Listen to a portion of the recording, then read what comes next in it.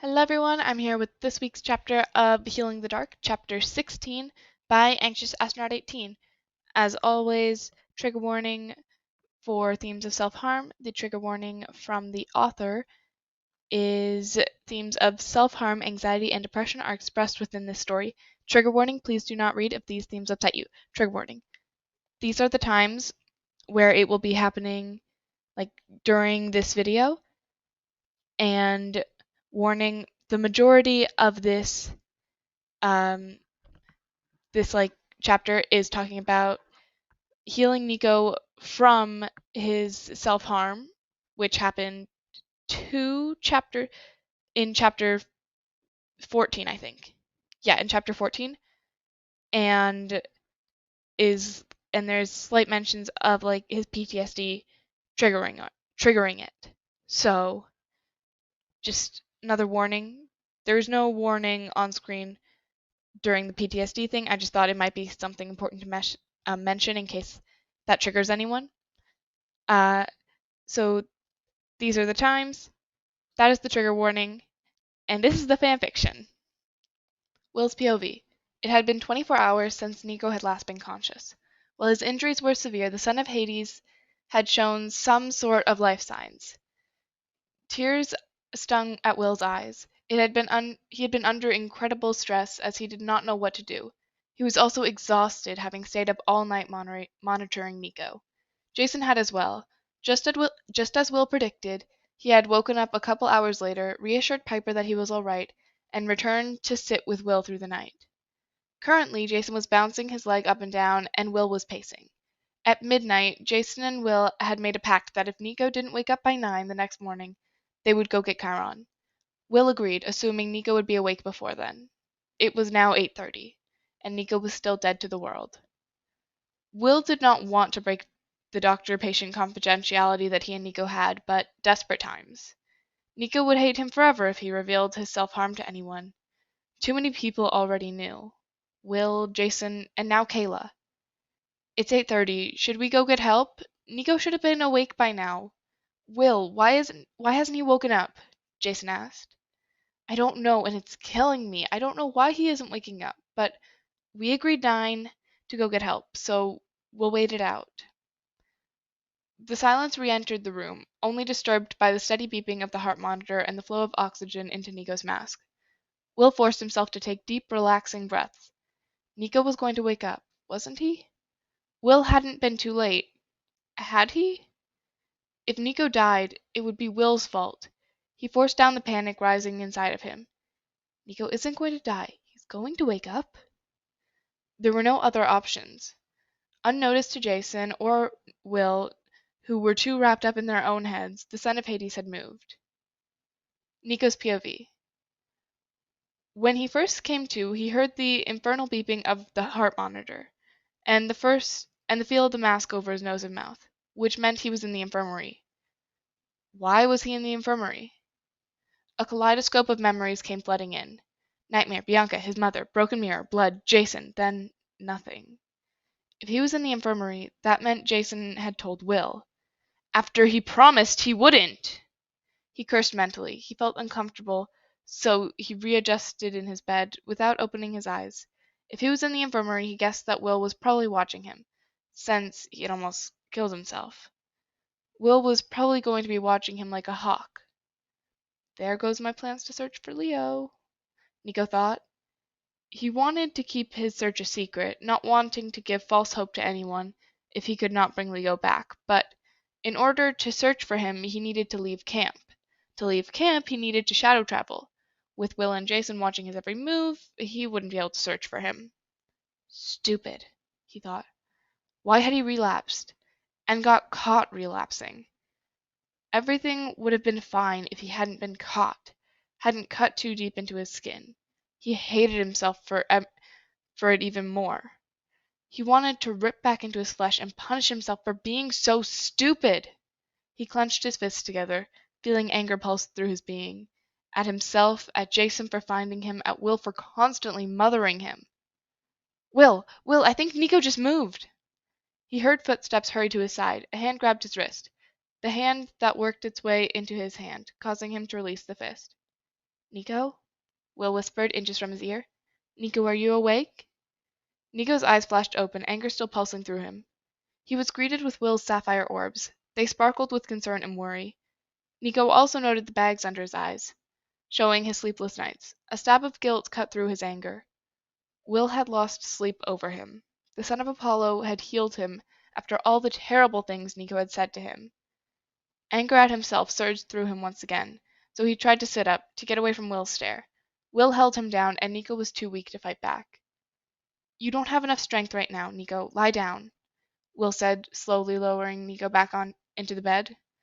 Nico then assessed his surroundings. He wasn't in the infirmary. He was in his cabin. He looked around and saw Jason standing a little behind Will. Nico's eyes flashed, and he tried to get up again. Jason raised his arm defensively as if expecting Nico to attack. Will forced Nico back down. Nico tried to fight him again, but his energy was slowly draining. Eventually, his struggle stopped and he looked up at Will. I know you're mad at him, but he saved your life, Will explained. Nico's eyebrows furrowed in confusion. Will clarified. You lost a lot of blood. Jason gave you some of his in order to replenish your supply. Jason saved you. The words took a moment to sink in. When they did, Nico realized the truth. Jason had saved him. While he was grateful that he was still alive, he still felt betrayed by the son of Jupiter. He regained eye contact with Jason. Jason's eyes dropped from Nico's accusing glare. You have every right to be upset. I broke your trust. His eyes flew back up. But I'm not sorry for telling Will. You almost died, Nico. As Jason's voice raised, so did Nico's anxiety. Why would you do that to us? Did you think we wouldn't care if you died? You didn't think enough. Jason's tirade was cut off by Will's quiet voice. Nico looked up at Will, who was staring back at him. Somehow, Will had sensed Nico's impending panic attack and had stopped the cause of it. Nico doesn't need that right now. Will's eyes flooded with concern again. What do you need, Nico? Are you feeling okay? Nico shook his head, not trusting himself to speak. Black spots danced in his eyes at the sudden movement of his head. He swallowed down nausea. He just wanted to be left alone. How about you get some more sleep, Nico? It'll make you feel better. Nico nodded, relaxing on the pillows. He shut his eyes and willed himself to sleep. He felt Will's hand lightly touch his. He flinched, pulling his hand back, and Will slowly retracted his hand. Before he knew it, he sunk into sleep. Whispers broke Nico out of his slumber. I'm worried about him, Will. Jason's voice sounded over him. I am too. Will. How are we supposed to help if he won't talk to us? We have to wait for him to open up. He needs to realize that he can trust us, realize we won't judge him or anything. And how do we do that? Will sighed, exaggeratedly, at Jason's question. And that is the number one question, Grace. What do we do until he actually opens up to us? Be there for him. Show him that we care, that he can trust us. Try to prevent this from happening again. Encourage him to open up. We really need to figure out what his triggers are, because one moment he is his normal brooding self, and the next he's having a panic attack. Jason sighed. His triggers are probably memories from Tartarus, but how would we stop those? They're memories. It's not like he can just turn them off. At this, Will's doctor side came out. He's probably been repressing them, which is why the memories are plaguing him right now.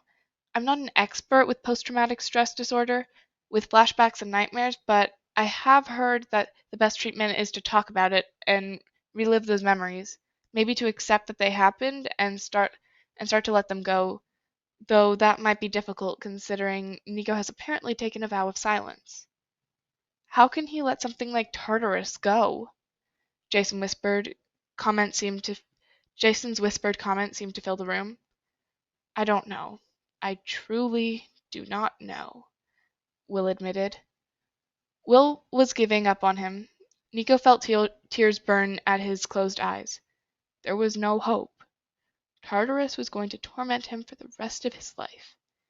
He felt a tear squeeze out and run down his face. He prayed the others wouldn't notice, but of course they did. He felt a hand brush the tear away. He willed himself not to flinch at the unexpected touch. Is he crying? Is he awake? Jason whispered. Nico felt a hand on his wrist. Gods, he thought. Don't let them know I'm awake. They'll just yell at me for hurting myself. Will spoke quietly.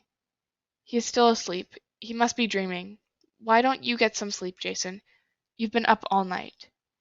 Jason let out a noise of agreement, and Nico heard him get into an empty bunk.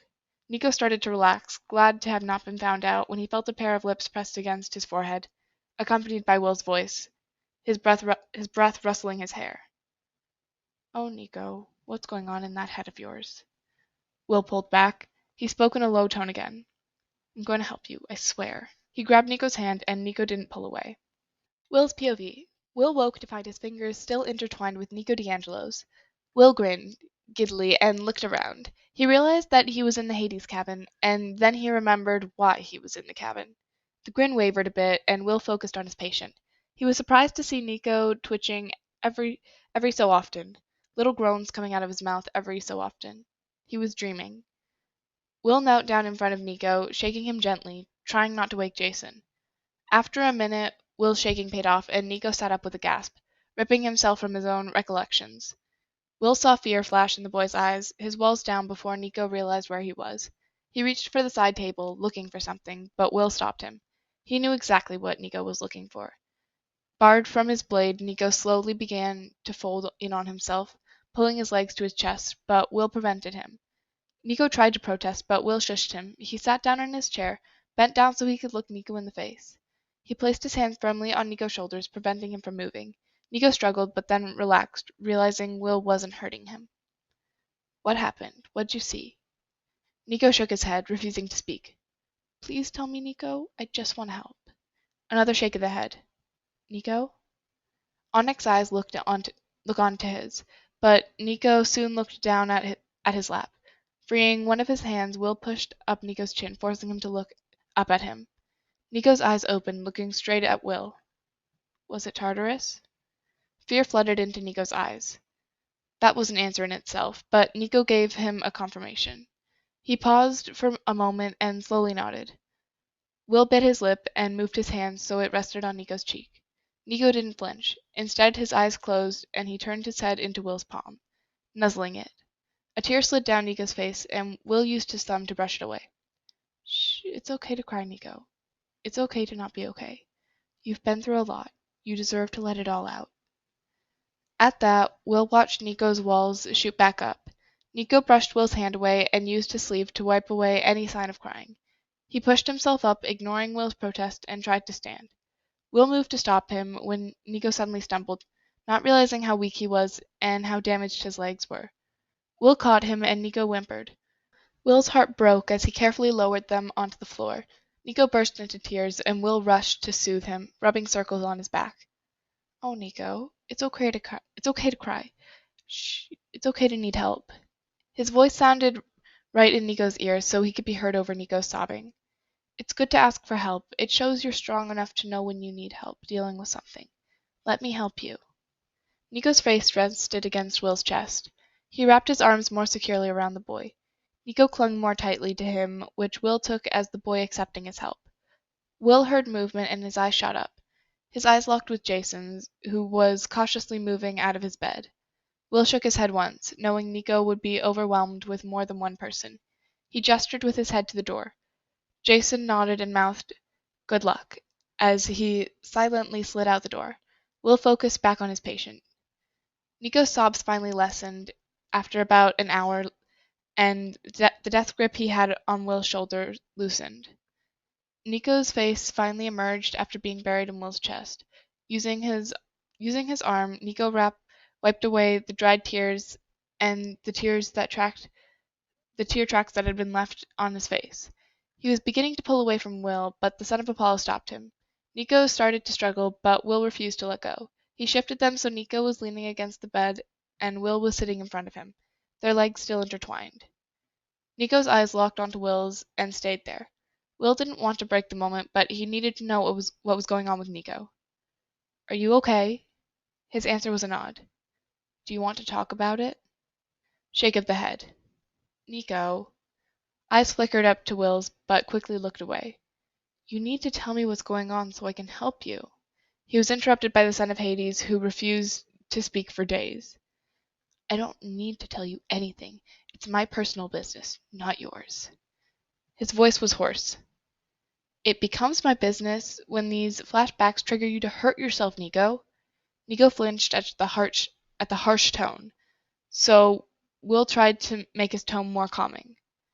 I'm just trying to help you, but you have some pretty bad injuries and I need to check how your legs are. Nico shrugged. It's not that big of a deal. That set Will off. He had been trying so hard to keep his composure, but if Nico acted like almost killing himself wasn't a big deal. It it isn't a big deal? Will's voice lowered into a scary, calm tone. It's not a big deal that you feel the need to cut yourself because of the nightmares that you are reliving every night. It's not a big deal that you avoid those painful memories you are refusing to sleep. It is not a big deal that you haven't eaten a decent meal in weeks. It isn't a big deal that you almost faded out of existence. Will's voice was getting louder and stronger with emotion, but he pressed on. It's not a big deal. Why? Because you think you're worthless? Or you don't mean anything? Let me make one thing very clear. You are worth it. You are beyond good enough. You are Nico D'Angelo, a hero whether you like it or not.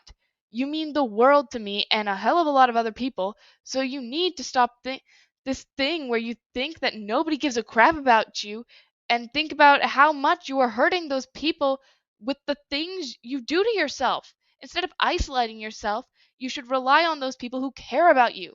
They want to help. I want to help you. You're not alone in this. Will finished his spiel, breathing heavily. Nico looked shell-shocked to hear someone speak to him with so much emotion. Will got his breathing back under control and cleared his throat as if nothing had happened. So, can I check your legs now? Nico's eyes opened in shock, but he slowly nodded his head. He moved his hands away from his thighs as Will started to examine them. The bandages were soaked through with dry blood. He looked at Nico for permission to remove the bandages, but Nico merely looked away in shame. Will peeled off the bandages and looked at the gashes. They were still bloody, cutting very deep into his skin. Will had done the best he could with the stitches, but at the time he was preoccupied with making sure Nico wasn't going to die. Will, with feather-light touches, slowly traced the gashes. Nico gasped and flinched, but did not pull away. Will closed his eyes and his hands began to glow, murmuring a hymn to Apollo. Will moved his hands over Nico's injuries for 2 minutes or so. Suddenly the glow stopped and Will's eyes slowly opened. That had been draining on Will's energy. He looked at Nico's thighs. The gashes had started to close up. It would at least be easier for Nico to walk. Maybe without a limp? Will felt lightheaded and saw black spots dance in his vision. That had been the third time he had used his healing power, which he was supposed to be using sparingly as it exhausted him. This week, he had pushed himself to the limit. Will slowly lowered his head into his hands and braced himself on the floor. He realized Nico was shaking his shoulders and saying something. It took a couple moments, but Nico's voice finally registered. Will, are you okay? Should I get someone? Will looked up to see Nico D'Angelo's face inches from his. They were within kissing distance. Nico stopped talking, and Will got lost in Nico's eyes. Will's eyes flickered down to Nico's lips and back up, and then he cursed himself for mentally doing that. He wasn't about to kiss Nico. That would be unbelievably inappropriate, and Will didn't know if Nico was even gay. He'd been born in the 1930s, so Nico probably scorned homosexuals. Will's gaze finally broke, moving his eyes away from Nico's. Will felt himself blush and saw Nico blushing too. He cleared his throat. I'm okay, thanks. I'm just gonna finish. He started wrapping new bandages around Nico's thighs. His hands were shaking as he did it because he was losing strength. Nico placed his hand on Will's, steadying him. Will glanced up, touched by the gesture. He focused back down on his work, Nico steadying him. He finished up with Nico's thighs and continued looking him over. The slits on his wrists had already started to heal as well, not as deep as the cuts on his thighs. Will, He let out a noise to show he had heard Nico. Are you okay? He looked up to meet Nico's concerned eyes. That was a reversal of roles. Will was supposed to be asking Nico if he was okay, not the other way around. I'm fine. You don't look fine. Will's eyes widened in shock at how hypocritical Nico was being. I'm assuming that you have been with me the entire time I've been passed out. That probably means you haven't eaten or slept in a couple days. I Wait a second. I'm not the patient here, you are. I've been watching over you and making sure you were okay. If that means I don't get to eat or don't sleep, then so be it. Your well-being is my number one concern. Nico looked shocked at the words, as if he couldn't imagine someone caring about him that much. The boys lapsed into silence. After a minute, Will gained eye contact with the son of Hades. Nico's eyes were filled with something Will didn't expect. Gratitude. Will? Will raised an eyebrow in response. Thanks for healing me and yeah. Will smiled. You are very welcome. Now you should eat something and get some more sleep. Nico looked nauseous at the idea of food, but Will continued. You need food whether you like it or not. You won't have to eat a lot, but you do need to eat. I'm going down to the dining hall and I'll get you some fresh food. Nico nodded and watched as Will got up and departed the cabin. Will closed the door and started the walk to the pavilion. Breakfast was in full swing, so Will's late arrival was noticed. The whole camp seemed to look at him as he made his way over to the Apollo table. He was stopped by three very angry demigods. Percy, Annabeth, and Piper. Jason was standing behind them and had a sympathetic face towards Will. Percy took Will by the upper arm and led him away from the pavilion. Once they were out of sight of the campers, they began raining questions on him. Where has Nico been? Annabeth asked.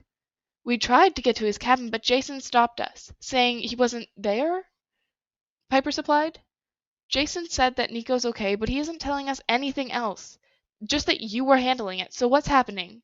Percy questioned. Will held up hands for silence, and was surprised that he got it. Nico got himself into a little bit of trouble doing something for his dad, but he's okay. He's just embarrassed that he got injured, so he doesn't want anyone else to know. Will surprised himself with how easily he lied, but he was determined to protect Nico's secret. So I ask you to please respect his privacy and give him this time to heal. He does not need to be questioned about what's happening. It's his decision to open up if he chooses to do so. Are you sure he's all right? Percy asked. Will nodded.